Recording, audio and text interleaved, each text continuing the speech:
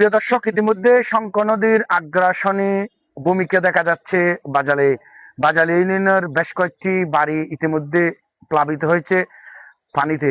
ইতিমধ্যে আমরা যেখানে রয়েছি বাজালে ইউনিয়নের 5 নম্বর ওয়ার্ড। এই বাড়িতে বাসু মিস্ত্রির বাড়ি সহ আশেপাশের বেশ কয়েকটি বাড়ি ইতিমধ্যে পানিতে প্লাবিত হয়েছে। তবে বেশ কয়েকটি বাড়ি খুব ঝুঁকিতে রয়েছে। তন্মধ্যে আমার পাশে যিনি রয়েছে তার বাড়ি ঝুঁকিতে। আমি দেখাচ্ছি আসলে এখানে বাড়ির এই পাশ দিয়ে পানি ঢুকে ও পাশ দিয়ে প্রবাহিত হচ্ছে, তার উপর কিছু অংশ পুরো ভেঙে গেছে, বাদ বাকি এটি ঝুঁকিতে রয়েছে।